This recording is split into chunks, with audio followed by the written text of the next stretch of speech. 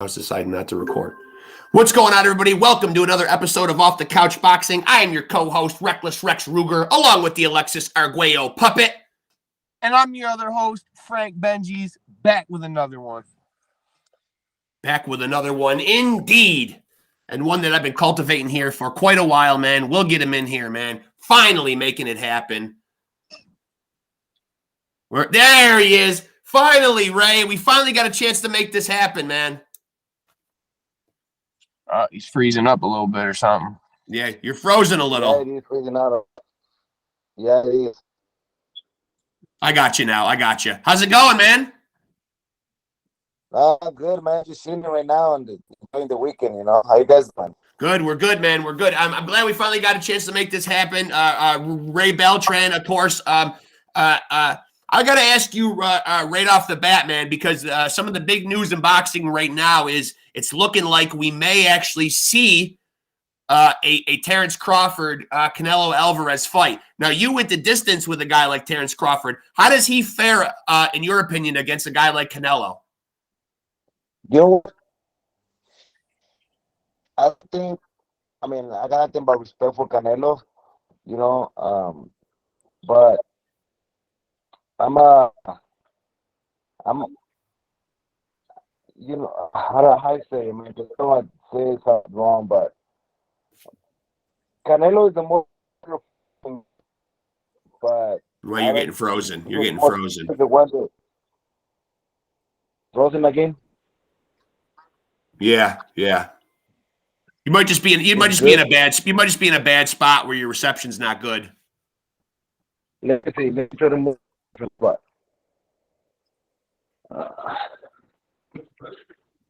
This is the technical difficulties of the real world of podcasting, folks. You see it unfurl right before your eyes, man. And, you know, technology has us at its will. Right, Benji's? I mean, this is how you see it go most of the time. I mean, even if, you know, it's almost better.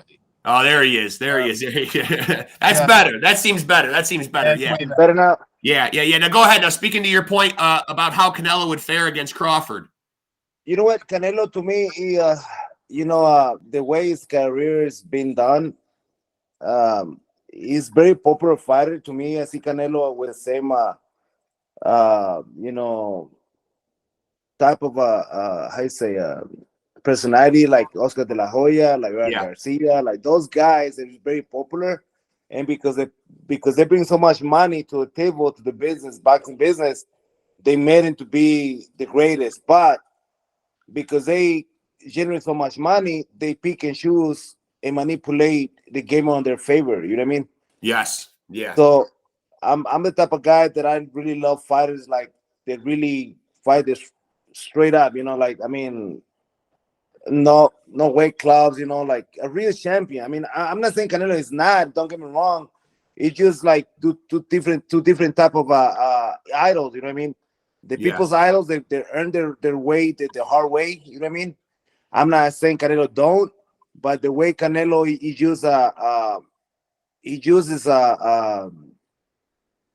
take advantage of the situation to manipulate and cheat on the game on the legal way. You know.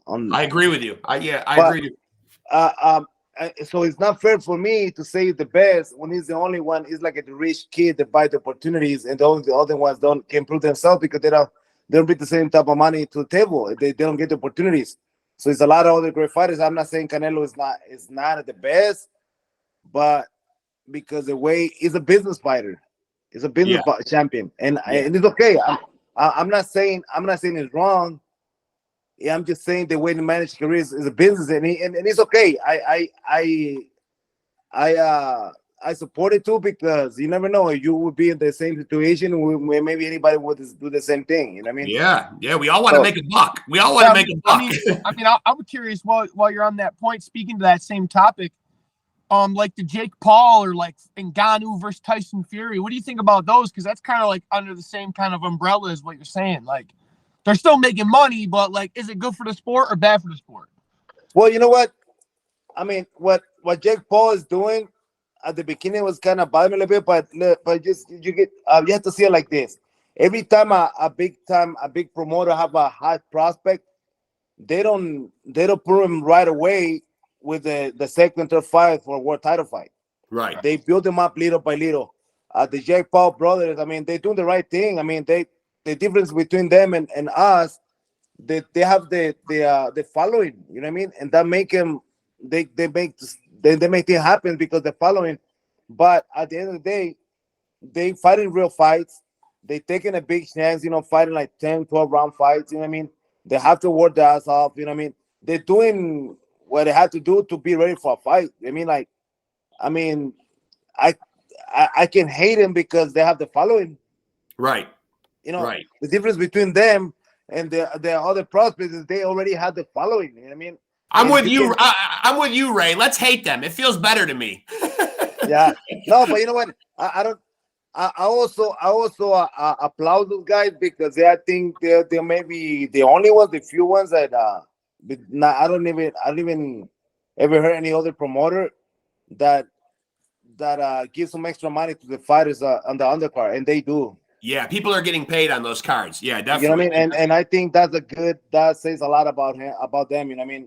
What type of person they are. You know, and that's why I as a fighter, I mean, most promoters try to screw you as much as they can. You know what I mean? Yeah. You can fight for free for them, they do. They I mean, they crooks. You know what I mean? Like most of them in the boxing business, man. Like there it is. There it is right there, man. Yeah, there it is. Politics again. Politics again. A raving endorsement for boxing promoters from Ray Beltran. I know. Yeah. You're right. You're right. They're all about themselves. You're right. I mean, it's business. Sure. I get it, it's business. But unfortunately, I mean, fighters, we come basically, most of us come from the street. We don't know anything about business. Right. And that's how they take advantage of the situation to screw us up. You know what I mean? Great point. Yeah, I actually listened to that in the Sugar Ray Leonard book. He talked about how Bob Arum and Don King never get along, and it's always about this, that, tit for tat. Yeah, it is. It is. But look, another opinion that I have about the boxing rules are just made to protect the managers, promoters, sanctioning bodies, but never to look out for the fighters' health or security. I'm gonna give you this an example. For example, WBC or other organizations put you some rules for you to make way before a world title fight, right? Yeah. Yep. Okay, but when it's a Canelo fighter want to fight in a higher division, they make the champion lose another 2 extra pounds. They forgot about the rules. Yeah. So they hypocrites. You know, they just care about the money. Yeah, great you know point. I mean? Yeah, why, amazing point. To the day comes when a fighter die, they're gonna act like they don't give a fuck about us, man. Yeah, I know. I agree with that. And we've discussed this, and we've discussed this on here a whole bunch of times. How unfortunate it is for sometimes guys end up in very bad circumstances at the end of their career, and there's not a lot of help out there for fighters after their career. There is no help. Look, there's a lot of stories of fighters that sign with the manager, and then the manager freeze that fighter for like even 2 years. Yeah. How that is allowed to happen? I mean, the fighter's career is very short. 2 years is a lot. Yeah. How come there is no any rules, any laws that, you know what?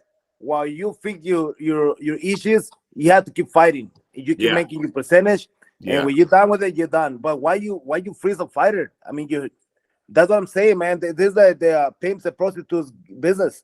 I think a lot of people are probably confused about how the hierarchy of boxing goes. And since you're such a veteran of the sport, maybe you can shed some light, for people watching this. When somebody is a mandatory, how long does the fighter that is the champion, have, until they actually have to fight that mandatory? Because we see a guy like David Benavidez. He's been at the top of the WBC for a while, and yet still cannot seem to get a fight with Canelo. Man, only way I can answer this corruption. Yeah. If sanctioning bodies don't want to lose Canelo because it's millions. Yeah. It's all about corruption. You know what I mean? How come you're gonna fucking wait another? Like 2 fucking years. Yeah. And they put up with it all because the champion decided to go up or down or whatever. You know what? Well, that's why I brought it up, because you made a great point about how short your careers are. You know what I mean? And that's what I'm saying. Like, and that's what I'm telling you. It's about corruption. They create those rules, whatever, to protect themselves and look good to the justice, to the government, all that, so they don't they don't get in trouble. By the end of the day, I mean, 2 fucking years. Come on, man. I know. I mean, if you decide to go after way, you gotta fucking leave those belts free. You know what I mean? Yeah. Like, It's like and they're being all held, the it's like guys they're being fight- held hostage. It's like I they feel hold the belt hostage. I feel like You know it's what I one mean? of those. It's one of those easy things to fall to too, and like if he waits and waits and waits, and then Benavidez does beat him, then people will say, "Oh, well, Canelo was 45 and before Benavidez beat him," you know? Nah, you know what? Yeah, you know what? I think, like now we're talking about the question did at the beginning of Crawford and Canelo. Yeah. Canelo hasn't fought a guy as close to the talent, skills as Crawford Right. and Mayweather again. I mean, he hasn't fought a guy like Mayweather again after Mayweather. And Canelo says, I mean, I respect his confidence. Oh, you know, if we fought Mayweather right now, I beat him. You know what I mean? No, bro, your style, it's just perfect for Mayweather style. Yeah. Built I for wouldn't him. be surprised if Crawford beats Canelo too, because based on my experience, when you fight a guy as talented as Crawford, they're very elusive fighters. They absorb the power. You know, they know how to, like, that's why when Mayweather fought Canelo, they made excuses. Oh, Canelo wasn't ready. You know what? Fuck you, man. Like, Canelo was already like 40 some fights. How much? Yeah, he was And ready. and he was like 22, 23 years old. He wasn't his fucking, you know what I mean? What more experience do you want? Yeah. You have Yeah, it, you don't at that point. And then if you put Mayweather, he was considered already old. Like he was like 37, 38, something like that, I think. Yeah. Yeah. So I mean, what's the excuse? I mean, and then also when they fought at the fight night, I think Canelo was at least 10 pounds over Mayweather. Yeah. Now, with that being said, now because you have shared the ring with Crawford, and you've been, you've gone 12 rounds with him. What leads you to think that he would beat Canelo Alvarez? What does he do well that would be able to neutralize Canelo?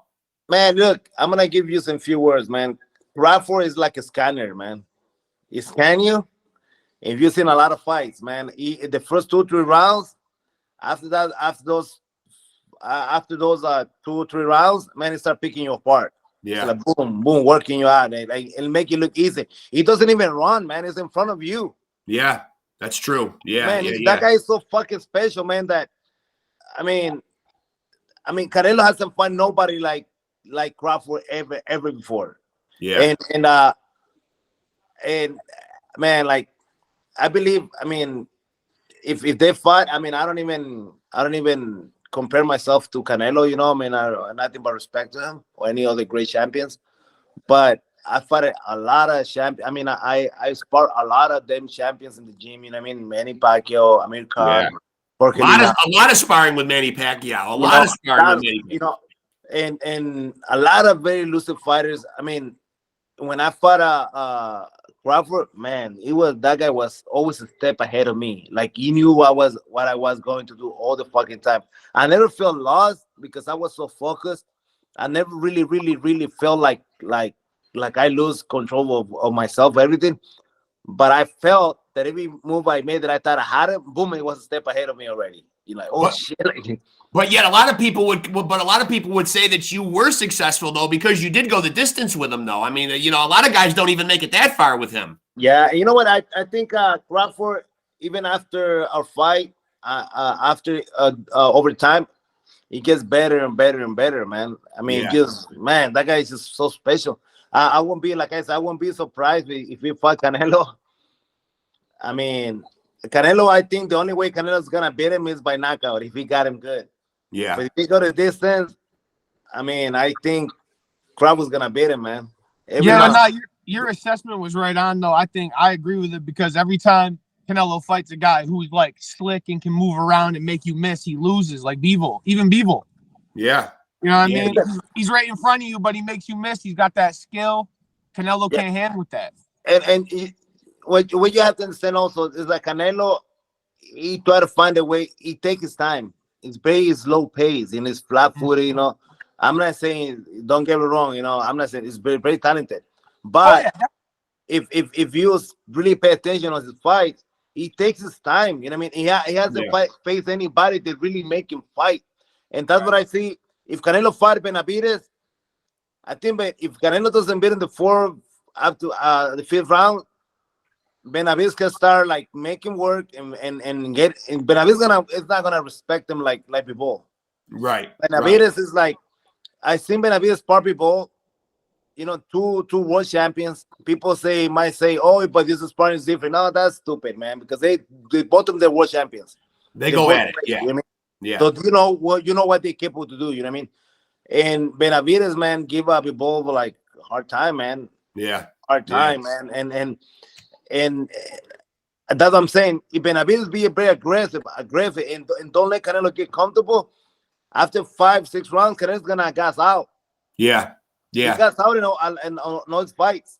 That will take his time to fight. He fight comfortable. And the fighters that he fight, they respect them. Seems like they already lost before they even go to the ring. Right. They're almost beaten beforehand. Now, now shifting gears to what you're doing now. How's life after boxing treating you? I see a lot of your videos. I see you're doing a lot of work with your son. Well, life is good, man. Can't complain. You know, I'm good. Just living my life with my family. You know, I'm training my son right now. My plan was to disappear from boxing and saying goodbye for at least some time. You know, and rest. Man, now this kid wanna box, like, damn, you know, he's like, okay, you know, but I'm gonna use my experience to hopefully make my son better as a fighter, but also make better decisions, you know, on the business. Yeah, and so has he had any pro fights yet, or is he still an amateur? No, not yet, because he was very heavy. You know, it was like 265, 67, 60, 75, 275 pounds, and he lost already like around 110 pounds. Jesus, he was very big. Yeah. So, but in the process, I was focused on teaching him the technique of boxing, all the fundamentals and all that. Yeah. And so far, he's doing so good. I'm confident with him because I don't have to push him. I have to hold him back. Yeah. And for a fighter, that's what you have to have. You know, I think once you have to push a fighter to do something, man, like you're wasting your time basically most of the time. You know what I mean? Like, but my son, I have to hold him back. You know, have to relax. You gotta chill. You always very hard. Now you got such a great resume. I'm looking at some of the names of the guys that you fought, and obviously, Crawford's name jumps out from that list, but it might not be the answer. Who gave you your toughest fight? Toughest fight? Well, toughest fight, it's two types of fights. One is the toughest fight, and another one is the most difficult fight. You know what I mean? Okay. And complicated, you know, it's a chase match. I mean, the more difficult, complicated fight was with Crawford. Yeah. And then the toughest fight, I think it was Ji-Hoon Kim. Okay. Okay. And I think Hiroki Okada.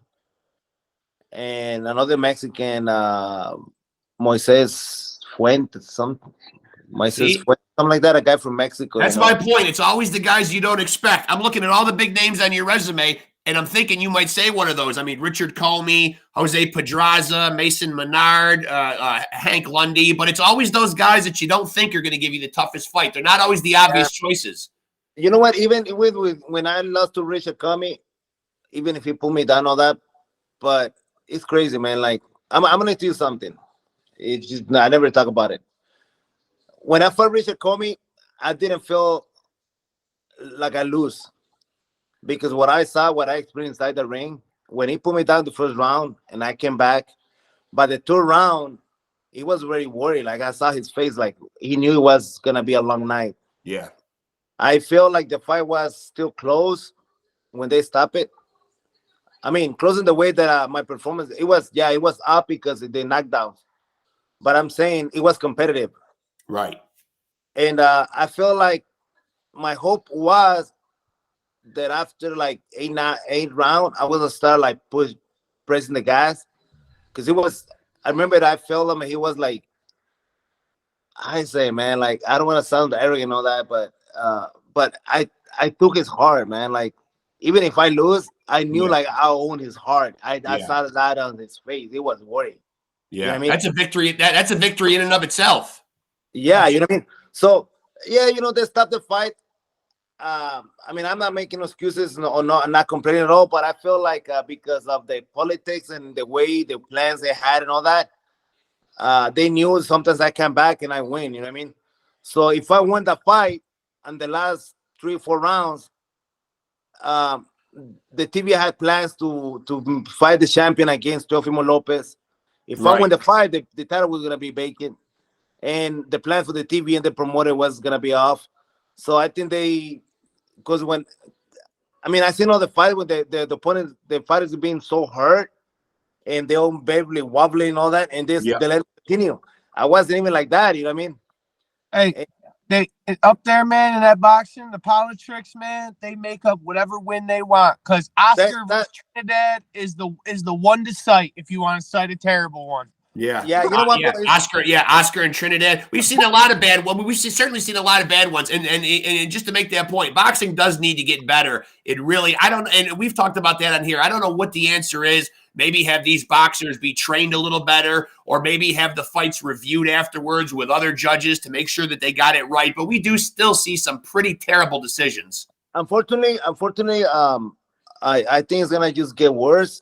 We're in a different era of the social media era, with people prize more the clowns, sports betting. People prize more the clowns. They fucking, if you see like social media is so annoying. You see, I know. Yeah, you're right. People make him like anything that is ridiculous. Like people prize them and people like make him viral. I'm like, what the fuck is this, man? We're going backwards. We're going backwards, man. Like same shit in boxing, whatever's bring the money. I'm just even as another example, Ryan Garcia. I got nothing but respect for him, but he's not as great as everybody or the boxing politics claim he is. Right. But because he brings so much money, they make him look like, oh wow, like, bro. Yeah. Like he won some fight that he's supposed to win, and they like, oh wow, like, bro, shut the fuck up, Right. And I think a lot of it, and I think you make a good point. A lot of it has to do with his popularity on social media. And that's what it is. Because even the Duarte fight. Yeah. If he would have stopped turning his back and gotten points taken for that, Duarte probably would have started beating him up. Yeah. Yeah. Look, Ryan Garcia, Oscar de la Hoya, Canelo Alvarez, they're just an example how popular they are. You know what I mean? Because they're popular, they bring a lot of money to the table. They have the same vibe. You know what I mean? They bring people, and all that. But if you take that away from them, if you take that popularity away from them, they wouldn't be who they are. Right. Good point. Yeah. You know what I mean? If you take that popularity away from them, so my point is this. It should be different categories. Who's the most popular fighter and who's the badass champion? Right. You know what I mean? Yeah. Because they mix it together and they fool the people, and they lie to the people. But at the end of the day, it's the people's fault because people pay to see. Yeah, and I'm glad you made that point too, because we do see, I was more into the way things were, back in the day where guys really cleaned out their division and they fought everybody. You're not seeing that a lot anymore. You're seeing guys moving all over the place. Plus, a lot of it is there's so many belts out there too. You got so many guys. No, you're right though, because back in the day, like Hagler defended his middleweight title, 20 times or something? Yeah, you beat everybody. Now it's so ridiculous. You got the regular champion and then the super champion. Yeah. And then I don't know what the fuck champion. Yeah. And then the franchise champion. What the fuck is this, man? Like, how many fucking champions in every division? You don't say that too. Yeah, I wouldn't say that too loud. That we might actually have a what the fuck champion. We'll probably get that belt next. Right. But I like that. The what the fuck champion. But you know what? Let me do something. Yeah, you need the belt at a certain point. Right. But there's a point where, bro, you don't need the fucking belt no more. I think the biggest name should do something, to say, you know what? We're not fight for our fucking names. I fuck the belt. I don't need the belt. If you put the fucking belt on the ring, it's gonna fight. Is the belt gonna fight itself? No, it's not. Yeah. Cash is king. Yeah. Yeah, cash is king. It sure is. Now, what's the one thing that you think you benefited from the most or learned the most from all your hours of sparring with Manny Pacquiao? Obviously, one of the greats of all time, and maybe the greatest of all time. I know people might argue and say Mayweather is undefeated, but Manny, for me, is right there neck and neck with Floyd. Yeah, you know what? Manny, when I spurred Manny, to me, what I learned the most was to keep calm in adversity. Yeah. Stay focused in adversity, because it was the only way to. If I lost my mind sparring with him, man, it was hell to spar with Manny. Yeah, I bet. You know, a lot of people. I mean, I worked with him from featherweight to welterweight. When he was a no, I think it was a featherweight, 122. Yeah. From 122 to welterweight. Yeah. All the time. I worked with him all his prime. I never, ever felt anything out of normal on his intensity or his power. Manny was very intense at the beginning. Yeah. But nobody knows that till he get noticed. But Manny was a freaking animal, bro. Like, he's a beast. Like, he's out of. He used to do like 33 rounds. He used to do like 12 rounds of sparring, hard sparring, and then another 10, 12 rounds of mitts, like hard fucking mitts. And then go to a heavy bag, another 4 or 5 rounds, like very hard. And then doubling, like, man, bro. And then he used to go to his apartment with people and playing guitar and thinking, like, what the fuck is this guy? But what I noticed, Manny, over time, he became a better boxer. Definitely. Because the beginning was just rhythm, but then he became a better boxer. You know what I mean? And what people didn't understand, a lot of the knockouts, they get it because he hit very hard. It was very fast and it was supple. But the thing is, it was all over the place. Footwork, it was here and then, you know, it was behind you. It was all over the place. Very awkward, very unique style. And man, and if Manny didn't knock guys out later in his career, I said, bro, he was a lightweight. Yeah. He was a lightweight. Basically, he was a lightweight fighting welterweights. Yeah, which is pretty incredible what he did. Yeah, very incredible. Do you think anybody else will come along and replicate or beat what he did, you know, with the 8 different weight classes? A lot of people say a guy that could do it is a guy like Inoue. Look, the way he did it, no.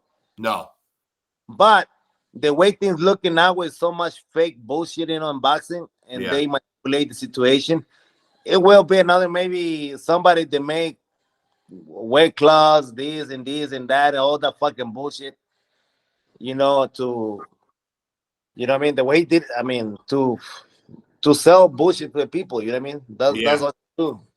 It's all about the money, man. That's what's happening to us. We're being sold bullshit, Benjis. We got to stop buying it. That's the problem. Yeah. He's right, but we can't because we run a boxing podcast and we got to watch it. That's true. But you know what?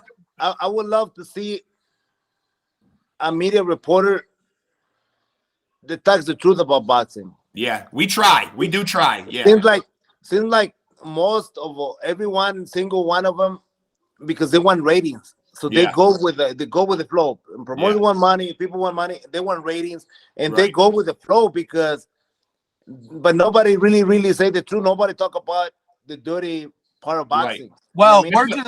we're a father-son duo, man, and all we want to do is be friends with boxers.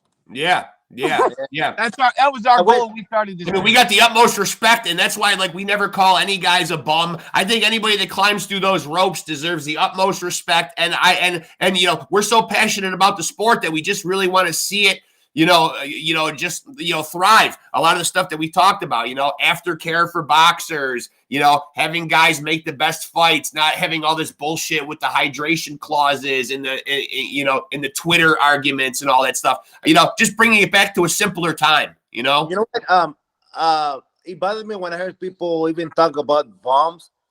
I'm like, dude, even if it wasn't for those bombs, maybe you wouldn't even make the great champions that you know right now. Right. Because be able to build them up little by little, they gotta use those bombs. But those bombs, I fucking respect them because they show up to fight knowing have a big, maybe 90% they're gonna lose and get knocked out. Yeah. They still try hard. Yeah. They risk their life, man. They can die in the fucking ring just to go for the money. You know what I mean? Like, that's how serious it is. Yeah, I know. And I mean, I mean, they part of the game, but I think anybody that go up to the ring, bro, it deserves respect. Yeah. Well, I love having a guy like you on here because you are so candid, man. It's been great getting a chance to get your insights. I'm glad we finally got a chance to link up. I know we've been talking, via text message for a long time. I hope you'll stay in touch, and hopefully we can have you back on again from time to time. We'd love to have you back. Yeah, just let me know, man. Where you guys from? Upstate New York. We're right near the Boxing Hall of Fame. Oh, New York. Okay, that's cool. Yeah. Yep. The Boxing Hall of Fame. The Boxing Hall of Fame is literally right in our backyard, a couple minutes away. Nice. That's cool, man. Yeah, that's cool. Yeah. I wish boxing was. I mean, now it's like a fucking circus, man. It's like a fucking drama. I mean, documentary or whatever it is. Fighters now like talking way too much, talking so much fucking bullshit. And this lying a lot to keep the fans interesting. This and that, but like I said, at the end of the day, it the fans' responsibility to support it or not. Hey, something I'll never forget is going to the Boxing Hall of Fame when I was a teenager with my dad. And the first time I was there, I watched Oscar De La Hoya and Tito Trinidad get inducted to the Hall of Fame, and I'll never forget it. Yeah. And Tito is Tito's my idol, man. I mean, I'm not really a fan of Oscar De La Hoya. I mean, the way his career was, man.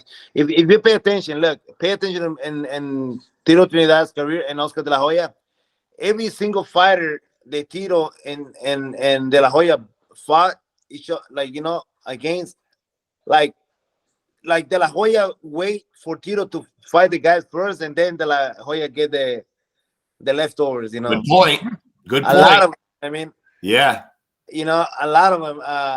So Tito fought him first. To me, Tito was the better champion, in my opinion. That's valid. That's a valid point. It was a real fucking killer, man. Like a real. It was not a. I don't know, man. I like people champions. You know what I mean? I'm always I'll support the underdogs. I always support the champion. The word the hard way. I mean, I got nothing against guys that they were born with a star. With to be so blessed, to be so popular and so much success. But I think people love the underdogs. Yeah, certainly they do. Yeah, everybody loves those kind of stories, man. Yeah, and certainly you're evidence of that, man. I think. Thank you. Yeah. I mean, but I'm glad we finally got the chance to do this, Ray. We really appreciate it. It's been an honor getting a chance to talk to you. Please stay in touch, and we will do it again for sure. All right, man. Take care. God bless. Thank you very much. Great talking to you, champ. I appreciate you. Much love.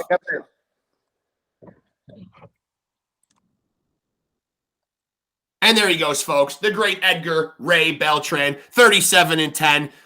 Another guy who uses the name Sugar. Yep.